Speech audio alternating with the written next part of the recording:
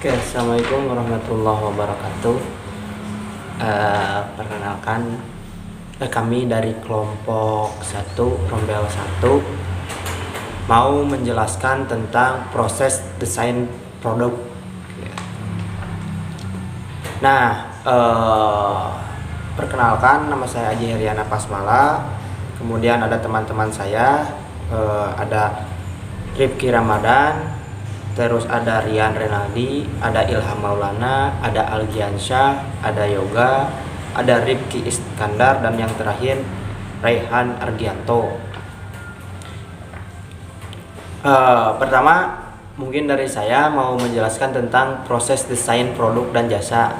Nah, jadi di sini ada beberapa poin gitu yang mempengaruhi proses desain produk gitu.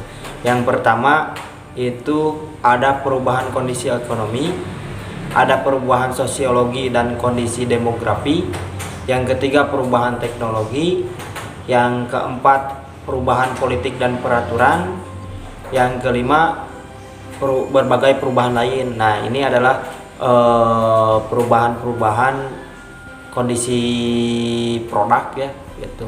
Jadi tergantung naik turunnya juga gitu. Seperti itu. Terus selanjutnya, nah di sini ada 6 cara untuk mendapatkan perhatian produk ya. Gitu. Jadi biar gimana sih caranya produk kita itu diperhatikan oleh pelanggan, konsumen dan lain-lain gitu. Yang pertama itu ada mengurangi kompleksitas produk. Yang kedua standarisasi komponen, jadi harus distandarkan gitu ya komponennya, bahwa ini layak lah gitu untuk dijual. Terus yang ketiga ada perbaikan terhadap aspek fungsional produk gitu. Jadi produk itu terus diperbaiki secara kefungsiannya gitu. Yang keempat, memperbaiki desain pekerjaan dan keamanan kerja gitu. Nah, jadi mulai dari ketika kita mengemas produk, membuat produk itu harus dari segi kebersihannya, keselamatan kerjanya itu harus diperhatikan gitu. Terus yang kelima, memperbaiki kemudahan perbaikan produk. Artinya ketika kita membuat produk itu harus seefisien mungkin, harus dimudahkan gitu, jangan sampai dipersulit gitu. Yang terakhir mungkin desain yang kuat dan sehat serta konsisten gitu. Nah, jadi desain produknya itu mudah lah, kuat, sehat gitu, dan konsisten. Nah, terus selanjutnya ada penyusunan ide. Nah, di sini penyusunan ide itu mengembangkan produk sudah ada. Jadi penyusunan ide tersebut tuh jadi mengembangkan produk yang sudah ada gitu. Adapun produk yang baru, jadi penyusunan ide tuh jadi mengembangkan produk yang ada atau membuat produk yang baru kayak gitu. Nah, dapat disusun dari berbagai sumber itu mah. Jadi kita bisa, idenya itu bisa dari pelanggan, terus pemasok, departemen penelitian, terus ada departemen pemasaran, departemen pengembangan gitu kan ya, pesaing gitu, dan perkembangan teknologi. Nah, itu teh sebagai buat jadi orang-orang di sekitar kita tuh ditampung gitu idenya. Buat apa? Tadi buat penyusunan ide supaya produk kita lebih bagus kayak gitu. Nah, mungkin selanjutnya akan dijelaskan oleh teman-teman saya. Mangga waktu dan tempatnya, silahkan. Desain proses operasional. Strategi proses merupakan pendekatan yang digunakan oleh organisasi untuk mentransformasikan sumber daya yang ada menjadi produk dan jasa atau lainnya. Sasaran strategi proses adalah membangun proses reproduksi yang memenuhi kebutuhan pelanggan dan spesifikasi produk yang memenuhi biaya dan berbagai keterbatasan material lainnya. Beberapa variasi strategi proses. Yang pertama, fokus proses merupakan pemrosesan produk untuk menghasilkan produk dalam jumlah sedikit dan variasi beragam sehingga disebut dengan job shop. Dan yang kedua, fokus pengulangan berada di antara fokus produk dan fokus proses. Yang ketiga, fokus produk menghasilkan produk dalam jumlah besar dan variasi terbatas. Dan yang terakhir, kostuminasi massal mempunyai karakteristik menghasilkan produk dengan jumlah banyak dan sangat bervariasi. Di sini saya akan sedikit membahas mengenai benchmarking dan reference engineering. Apa itu benchmarking? Yaitu membandingkan produk perusahaan dan produk yang terbaik di kelasnya. Benchmarking ini dapat dilakukan dengan membandingkan antara produk yang dihasilkan perusahaan dan jenis produk yang berbeda, tapi memiliki praktik bisnis yang tentunya terbaik. Dan apa sih reference engineering? Yaitu melakukan pembongkaran dan pemeriksaan terhadap produk pesaing untuk melihat desain produk agar digabungkan atau diadopsi dengan desain produk perusahaan.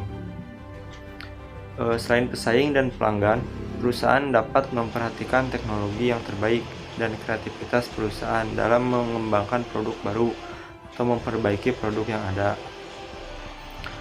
Selanjutnya, Quality Function Development atau QFD. Menurut Heiser dan Render 2014, merupakan proses untuk menentukan kebutuhan atau keinginan pelanggan dan menerjemahkannya ke dalam atribut yang dipahami oleh bidang-bidang fungsional terkait. QFD juga dapat digunakan untuk memperbaiki proses perencanaan, mengatasi permasalahan, serta membantu mengadakan perbaikan terhadap budaya perusahaan atau organisasi lain. Terima kasih.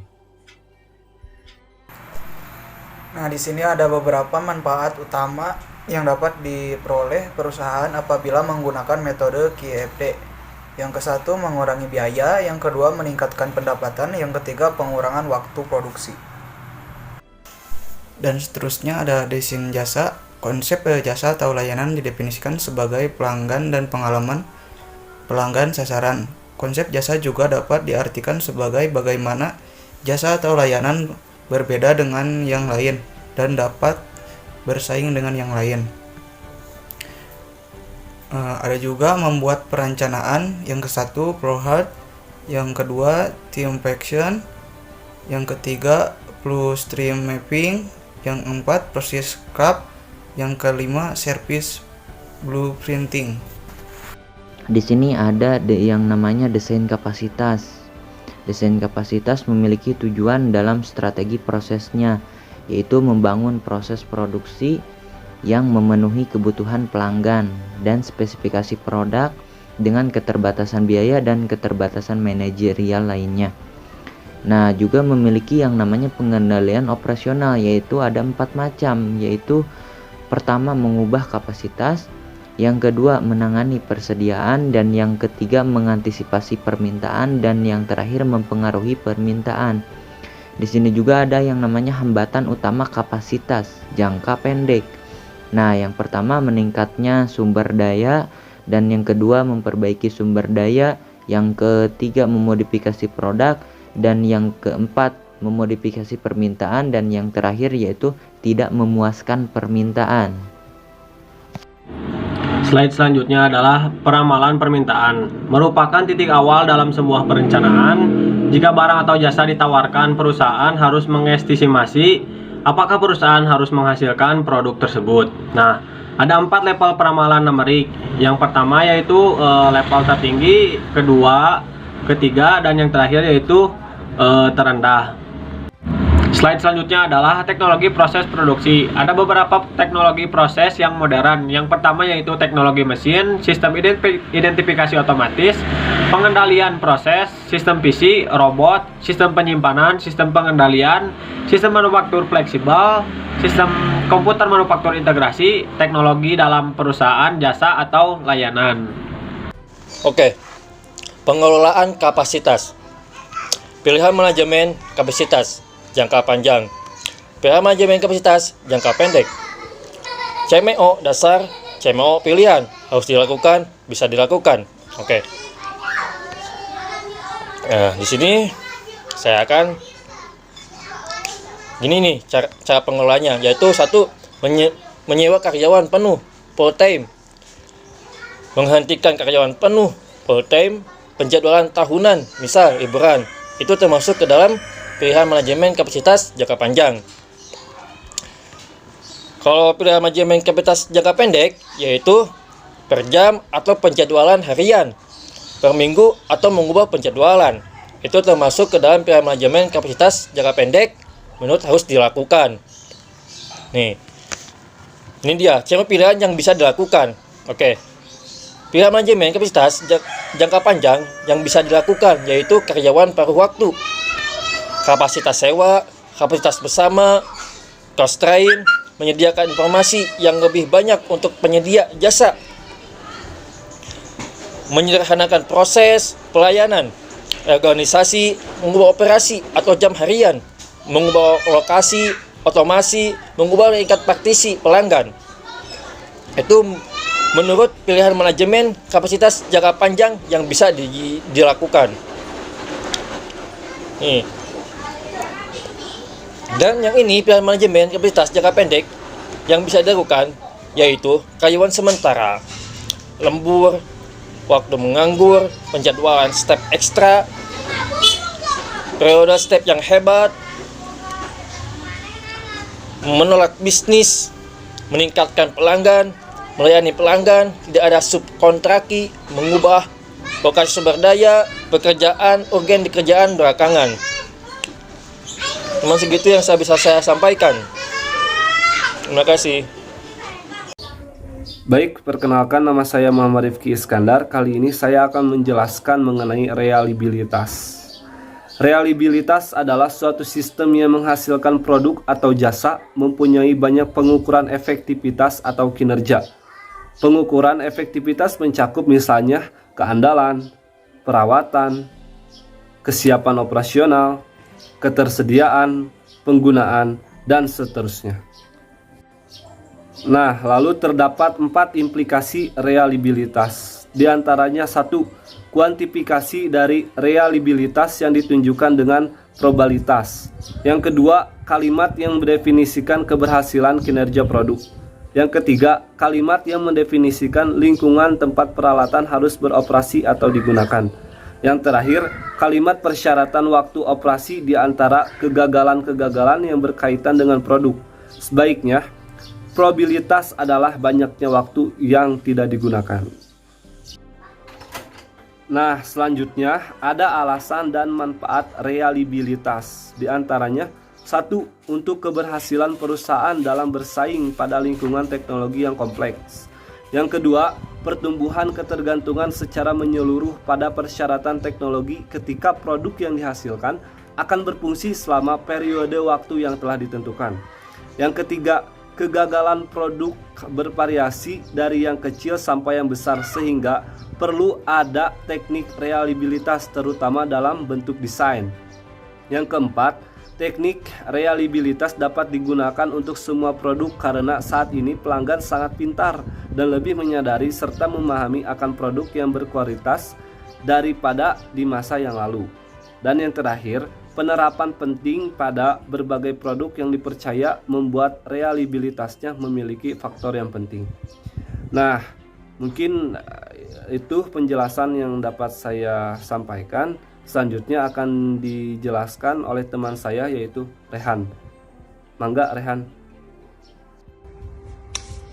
Beberapa manfaat penerapan teknik reliabilitas yaitu dapat mengoptimalkan periode waktu kerusakan, mengoptimalkan periode waktu pemberian jaminan dan perkiraan biaya penjamin tersebut, mengoptimalkan waktu pencegahan kerusakan komponen pada sistem perbaikan, memperkirakan kebutuhan bahan baku, memberikan informasi yang lebih, memberikan dasar untuk membandingkan 2 atau lebih desain, mengevaluasi banyak sisa atau kelebihan yang ada dalam desain, memberikan kelebihan yang dapat ditoleransi, memberikan petunjuk untuk mengambil tindakan perbaikan, membantu praktik pengadilan kualitas, mengadakan pemilihan di antara sebagai parameter, mengevaluasi pemasok, meningkatkan kepuasan pelanggan, meningkatkan laba, dan terakhir meningkatkan reputasi perusahaan. Metode untuk memperbaiki reliabilitas selama desain. Ada beberapa tindakan untuk memperbaiki desain sebagai berikut. 1. Meninjau kebutuhan pemakai untuk melihat apakah fungsi-fungsi dari produk atau bahan yang tidak bermanfaat sangat penting bagi pemakai. Kedua, mempertimbangkan pilihan atau trade-off antara realitas dan parameter-parameter lainnya. Ketiga, menggunakan kelebihan atau sisa redundansi untuk memberikan lebih dari satu alat pencapaian. Keempat, meninjau pemilihan bahan baku atau komponen baru dan belum dibuktikan. Kelima, menggunakan penilaian kembali untuk menjamin bahwa tekanan-tekanan dapat diterapkan pada bahan baku. Keenam, menggunakan metode desain yang kuat. Ketujuh, pengendalian lingkungan operasi untuk menyediakan kondisi yang memiliki tingkat kegagalan yang rendah. Kedelapan, menentukan jadwal penempatan. 9. Menentukan pengujian untuk mendeteksi kegagalan atau kerusakan dini. Ke-10. Melaksanakan riset dan pengembangan untuk memperbaiki reliabilitas komponen-komponen.